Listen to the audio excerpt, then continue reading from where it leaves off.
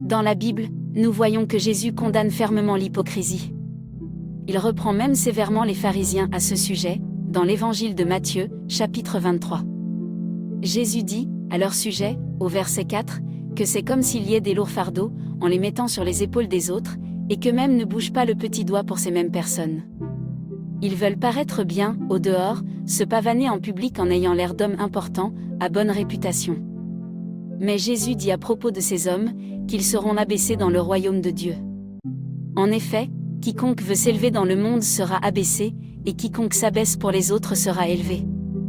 Il est même écrit au verset 13 du même chapitre que les hypocrites n'entrent pas dans le royaume de Dieu, et que par leur comportement, ils veulent fermer l'accès aux autres hommes. Ne faites pas ce genre d'erreur. Ne tombez pas dans le piège du méchant, qui est de ravir votre couronne. Humiliez-vous devant Dieu. Que votre cœur soit exempt de ses souillures, et que votre humanité transparaisse. Si vous avez été coupable d'hypocrisie envers autrui, ce qui nous arrive malheureusement à tous parfois, confessez-le à Dieu.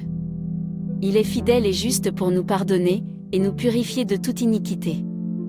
Il est important de prendre conscience de nos comportements contraires à la Bible, et de s'en repentir, en essayant de ne plus tomber dans ces mêmes erreurs. Et avec lui, apprenons à dire les choses en face, ou se taire, plutôt que de montrer une face qui ne reflète pas réellement notre cœur.